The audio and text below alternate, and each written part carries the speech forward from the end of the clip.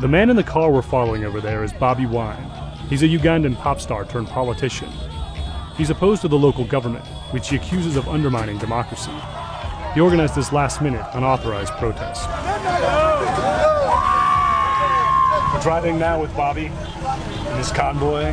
On the way, we picked up about 300 or 400 supporters who are riding motorcycles or just on foot, surrounding his car, traveling alongside him. Ugandan security officials say the regime is worried about Wine's rising popularity and is watching him closely. I've been put under 24-hour surveillance. All our phones are hacked. I cannot talk to you about sensitive stuff or about private stuff on my phone because our conversation is being listened to. A Ugandan government spokesman denied the authorities are spying on Bobi Wine. As the singer predicted, the police show up and put an abrupt end to his rally. In front of our cameras, they block his car, shoot tear gas at the crowd, and take Bobi Wine away. You're breaking my hand, officer. I'm not fighting. The singer will be detained and later jailed. We came to Kampala, the capital of Uganda, to investigate how the government is using advanced surveillance technology from China to stifle dissent. Ugandan government officials told us that employees at Chinese telecom giant Huawei are playing an essential role in the government's effort to spy on opposition politicians, including Bobi Wine. So how exactly is Huawei involved in all of this? First, let's take a step back.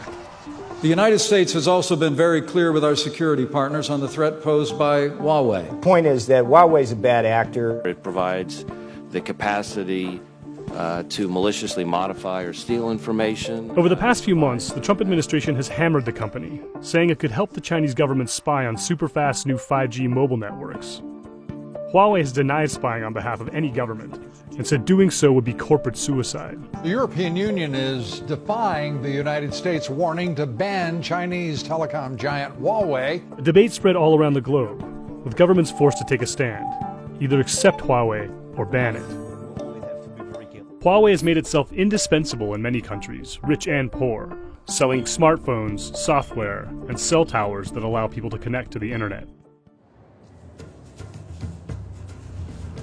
In Uganda, where Huawei has obtained a number of lucrative government contracts in recent years, the Chinese giant supplies most of the 3G and 4G cell towers. Giant surveillance centers like this one, which cost millions of dollars to build. This is the new facility behind these blue gates. Looks like it's gonna be pretty big. And surveillance cameras equipped with facial recognition. Even in this village where a lot of the homes don't have electricity, there's a brand new set of surveillance cameras behind me. Over you go. You see Huawei. Our investigation found that this surveillance infrastructure has been used as a tool of repression by the regime of strongman Yoweri Museveni, an autocrat who has been in power for over 30 years. Opposition politicians and activists accuse him of rigging elections and beating up or even killing opponents to stay in power, which he has denied. In recent years, the opposition has become more vocal and therefore more dangerous in the eyes of the government. Especially Bobi Wine, a star singer who has said he wants to run for president. We found that to closely monitor and stop activists like him, Huawei staff helped the government put in place an advanced surveillance system. This system is based on 3 core tools: video cameras, phone tapping, and cracking password-protected devices. First, there are cameras. Dorothy Mukasa is an activist who wants better protection of privacy rights in Uganda. She showed us the police's brand new surveillance system in this busy neighborhood. All the roads around are constructed by Chinese. Wherever there is a new road, there should be a camera. Okay. This is part of the contract for all the Chinese companies doing construction. At this intersection, we counted 9 cameras. Protected by sharp spikes, they're scattered throughout the bustling capital, and even in remote slums. She explains that Huawei installed and trains the police to use a network of 5,000 cameras as part of a program called the Safe City System. This monitoring system is one of Huawei's flagship products, and it's already rolled out across China.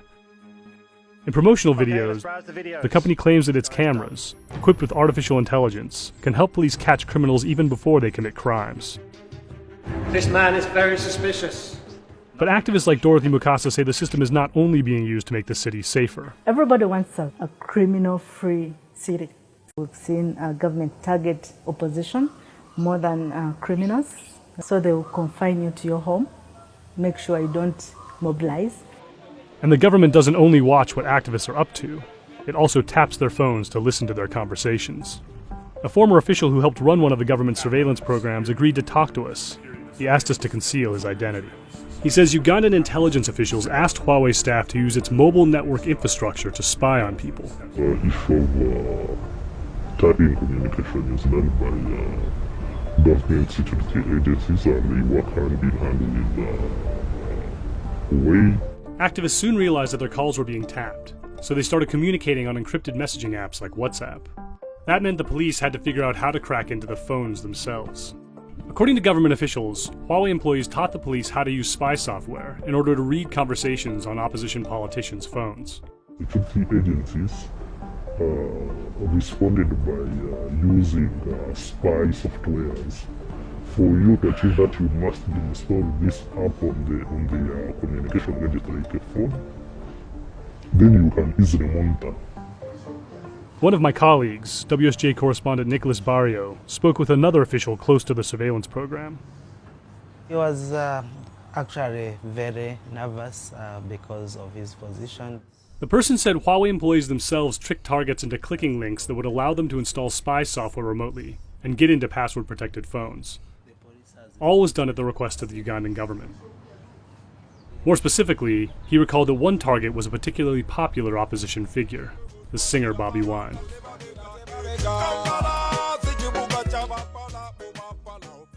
It was hard, but Huawei cyber experts are good.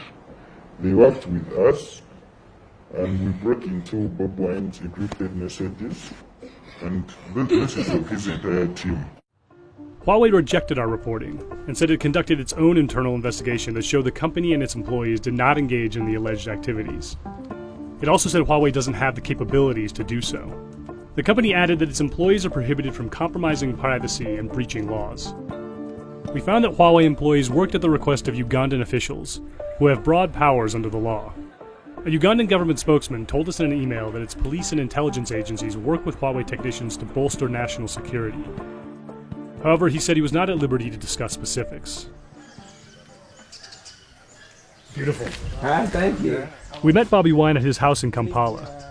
When we came here, it was a bush. There was no. Other politicians have questioned his grasp of policy. So me and Bobby, Nonetheless, his popularity is on the rise. we were very young. Bobi Wine says it became obvious his devices had been tapped when police started breaking up political rallies planned in secret. At one event last year, the police shot his driver.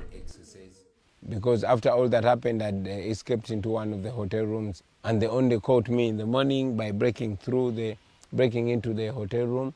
They beat me and broke part of my skull.